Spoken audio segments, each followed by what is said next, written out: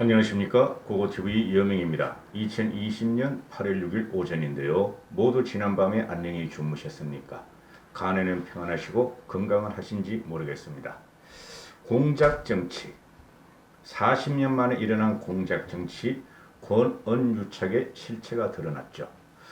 권경의 민변 변호사면서 참여연대 출신인 권경의 폭로로 일어났습니다. 이것을 함의하는 것은 나중에 원고를 읽어드리고 말씀드릴게요. MBC 보도를 전후해서 한상혁 방통위원장이죠. 뚱뚱하고 이상하게 생긴 놈. 한상혁이 MBC 날조방송 전에 이미 사기꾼 지식, 최강욱, 황희성이 작전을 알고 공모를 했다 하는 내용이고, 이 공작 정치가 예상대로 실체가 드러났다. 이 공작 정치에는 한상혁, 최강욱, 황희석에 이어서 서울중앙지검 간부, 그게 정진웅이냐 누구냐 지금 말이 많은데 저는 정준웅이 같다 하고 말씀을 드리고 있고, 얘네들이 다 가담을 했고, 이 공작 정치에 MBC가 처음에 동원되었고 그 다음에 KBS가 이용이 됐다. 그리고 MBC의 경우는 이 공작을 위해서 매우 치밀하고 엄험한 함정까지 파서 계획을 세웠고 실현을 시켰다. 그리고 추미애는 이 공작 정치의 실체를 알았을 것이다 하는 게 제 생각인데, 알매도 불구하고 윤석열을 수사 G라인에서 배제시키고 또 윤석열을 갖다가 전문위원을 갖다가 간섭 못하게 했고, 전문위원을 해체시키고 수사심의위원회를 이성윤의 수사심의위원회를 강행했지만은 그 수사심의위원회가 이성윤 보고 한동훈의 기소는 불가하다, 수사를 중재하라 하고 내렸죠. 그죠? 역사상 처음, 사실상 천정배가 동국대 교수 국가보안법 위반으로 수사지휘권을 발동한 사건은 그거는 수사지휘권이 아니죠. 이견 충돌이죠. 그런데 역사상 처음으로 추미애가 수사지휘권을 발동했고, 그죠? 또 추미애가 수사지휘권을 발동하는 것이 이 과정에서 최강욱이도 황희석도 그리고 일부 민주당 의원들도 추미애가 어떻게 할 것인가를 미리 알고 퍼뜨렸다. 그러면은 이 권력을 가진 애들이 여기서 누가 빠지냐? 문재인만 빠져요. 현재 언급되는 사람들 중에서 추미애 민정수석실, 그 다음에 최강욱, 황희석, 그 다음에 서울중앙지검 이성윤, 또 부장검사, KBS, MBC 모두 동원되는 거죠. 그죠?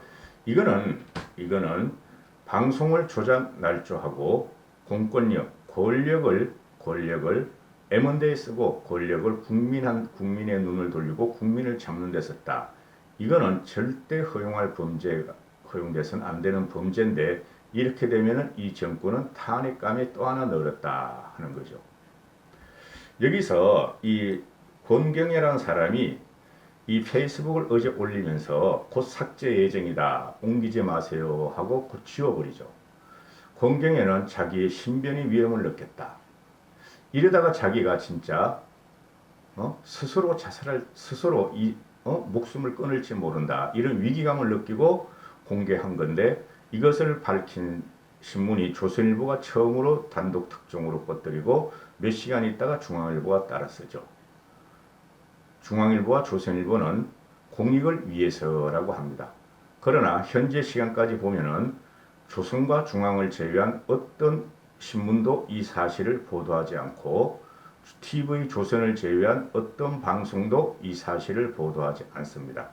그 내용은 좀 이따 이야기를 드리고, 이 권경애의 말을 따르면은 읽어드릴게요.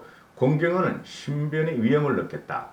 나 하나쯤 순식간에 없애버릴 수도 있다는 공포감을 느꼈다. 이렇게 말을 합니다.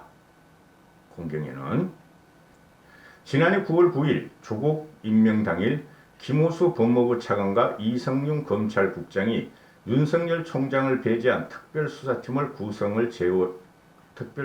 구성을 제안했다는 보도를 보고, 페이북에 스카이캐슬이 끝나고 하우스 오브 카드 그 드라마예요. 하우스 오브 카드의 시작이냐는 간단한 글을 올렸는데 5분도 채 되지 않아서 청와대 민정수석실에서 전화가 왔다.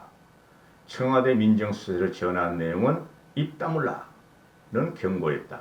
그리고 청와대 민정수석실은 그 전에도 입 다물라는 경고를 여러 차례 했었다.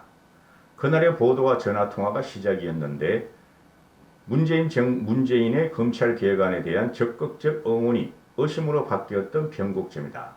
즉 민정수석실에서 자기를 압박하고 입 다물라 하는 경고를 한 것이 자기가 드디어 문재인 정권을 의심했다. 그 후 유혹적인 회의의 거래 제안도 왔었고 유혹적인 회의의 거래 제안, 자리를 주겠다는 소리였겠죠. 청와대로 들어와라 또는 정부 기관에 장급을 주겠다는 소리였겠죠. 유혹적인 회의의 거래 제안도 왔었고 입을 다물라는 직접적인 경고와 압박도 꽤 여러 차례 있었다. 당시 나는 정말 나 하나쯤 사회적으로 매장하는 것은 일도 아니겠구나 하는 두려움을 느꼈다. 이명박, 박근혜 시절에도 없던 압박과 공포였다. 나는 공포감으로 치를 떨었다. 그때부터 이 공경이가 이제 반문재인 세력에 서죠. 그리고 MBC의 한동훈과 채널A 기자의 녹취록 보도 몇 시간 전에 한동훈은 반드시 내쫓을 거고 그에 대한 보도가 곧 나갈 거니 제발 페북을 그만두라는 호소 전화를 받았다. 그리고 날 아끼던 선배의 충고로 받아들이기에는 그의 지위가 너무 높았다. 매주 대통령 주재회의에 참석하시는 방송을 관장하는 분이니 말이다. 어제는 제가 급하게 영상을 찍는 관계로 한상혁이 맞다. 그러나 윤도한 공보수석도 가능성이 있고 민정수석도 가능성이 있고 대통령실장도 가능성이 있다. 이렇게 말씀드렸죠. 그죠? 근데 오늘 중앙일보와 조선일보의 후속 보도에 따르면 한상혁이가 거의 99.99% 확실하다. 매주 대통령 주재에 참석하는 방송을 주관하는 사람이다 하니까 그러면은 이 한상혁이가 또 민변 출신이에요. 민변 출신이니까 공경애가 말하기를 선배의 충고를 받아들이기에는 그의 지위가 너무 높았고 나는 내 갈 길을 가겠다고 폭로를 했는데 그때까지도 그 전화에 대고 나도 그 울먹이던 소리를 치면서 호소했다. 촛불 정부라고 어떻게 말할 수 있느냐. 그리고 몇 시간 후에 한동훈의 보도가 떴고 그 전화 의미를 파악하는데 시간이 그렇게 크게 걸리지 않았다. 다른 사람들도 말을 합니다. 공경애와 마찬가지로 한상혁의 또는 문재인의 정부 정책을 비판하던 다른 인사들도 한상혁이가 검 변호사의 압박성 전화를 종종 한다고 들었다. 이렇게 말을 하죠.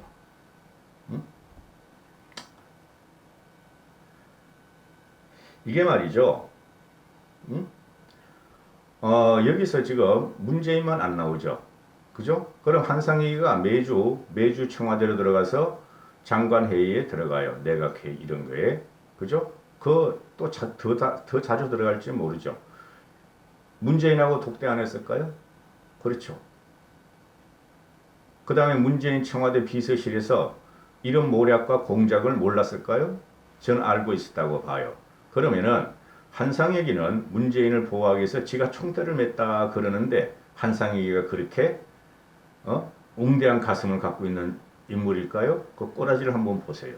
그러면은 이게 결국은 청와대 주도하에 일어났다. 이거 지금 통합당에서 국정조사감이라 그러는데 할 수가 없으니까 그죠? 한상혁을 탄핵할 수도 없고 추미애 탄핵은 몇 번이나 했다가 실패했고 대통령 탄핵도 할 수 없고 이렇게 되면은 이거는 지금 젊은 사람들이 무슨 내용인지 모르는데 제가 예를 들어 드리면은 과거 박정희 전두환 시대는 전체주의 국가라 그러죠. 그런 요소가 좀 있었죠. 그죠? 그러나 그 사람들은 국가 성장을 위해서 국가 발전을 위해서 경제 발전을 위해서 우리가 후진국을 벗어나기 위해서 잠시의 인권은 유보한다. 그리고 방송의 자유도 언론의 자유도 잠시 유보한다. 국가 총력 체제로 간다 하는 것은 우리가 다 알고 있었죠. 그런데 이 문재인 정권의 문제는 뭡니까? 국가를 성장을 시킵니까? 국가를 발전을 시킵니까? 아니면 국민의 인권을 고양시킵니까? 아무것도 없죠. 그죠? 오로지 국민과 1%와 99%, 0. 몇 프로 대 99. 몇 프로의 싸움을 붙이고 있죠. 서울대와 비서울대, 가진 자와 더 가진 자와 덜 가진 자, 그렇죠? 그 다음에 전라도와 경상도, 그죠? 그 다음에 친일과 반일, 그죠? 그 다음에 소수와 다수, 그죠? 덜 배우고 덜 가지고 그런 사람들이 다수니까 다수와 소수를 싸움을 붙이면서 국가를 파괴적으로 총력을 기울이고 있죠. 이런 상태에서 언론마저 막고 언론을 막는데도 불구하고 언론을 파괴시켰죠. 이거는 탄핵감이에요. 그리고 지금 언론들이 보면은 이건 어마어마한 사건이에요. 고고티브 입장에서 보면 이걸 갖다가 히덕거리면서 광고 수입 따먹게 하면 안 돼요. 어마어마한 사건임에도 불구하고 그죠? 언론에서는 중앙일보, 조선일보를 필두로 중앙일보까지만 오늘 오전 9시까지 딱 나왔어요. 방송이 완전히 장악됐다는 게 현실로 우리는 알 수가 있죠. 그리고 기자의 정신은 죽었고 각 언론사는 자기들도 문재인에 의해서 폐업당할까봐 폐간당할까 하는 그 공포감 때문에 옴짝달싹 못하고 있다. 이런 게 국민들한테 널리 퍼지지 않으면 이 정권을 무너뜨리기 힘들 것이다. 이런 정권은 모든 국민이 일어나야 되는 사건이죠. 그러나 우리가 3년 동안 실패를 했기 때문에 아스팔트 세력은, 광화문 세력은 그 광화문 광장을 일반 시민과 젊은이들에게 열어줘야 한다. 비켜줘야 한다. 이건 심각한 사건이죠. 그리고 한마디만 더 말씀드리면 동아일보가 직접 관계되어 있는 거죠. 동아일보가. 그죠? 이동재 기자가 지금 깊숙이 구속이 되고 있죠. 그러나 동아일보는 지금 꼬리를 내리고 이걸 방송을 안 하고 있다. 그 채널 A와 조선 TV 조선이 한상혁이가 이걸 갖다가 공경이한테 이야기해서 너 입 닥쳐라 할 지게는 뭐죠? 그 당시는 채널 A와 TV 조선이 재승인 허가를 보류한 상태였다. 그렇죠. 그래서 동아일보 같으면은 과거 4.19, 5.16 또는 87 체제, 87년 그때 강력하게 인권과 나라의 발전을 위해서 정부하고 투쟁한 것인데 언론사인데 지금은 완전히 쓰레기처럼 변했다. 남아있는 것은 조선일보하고 조선일보뿐이 없다. 그리고 중앙일보는 재력이 튼튼함으로 같이 문재인 정권을 치는데 협조하고 있다. 국민이 일어나지 하면 안 돼요. 우리는 이때까지 항상 말씀드렸고 아시다시피 한 번도 경험해보지 못한 세상과 세월을 살고 있죠. 이 세월을 갖다가 2년 동안 더 가져갈 겁니까? 고고TV는 정치 선동 방송입니다. 국민이 일어나야 할 때 일어나지 않으면 나라는 망하는 겁니다. 지금 망하고 있죠. 여기까지 하겠습니다. 오늘도 건강하시고 행복하십시오. 감사합니다. 고고TV 여명이었습니다.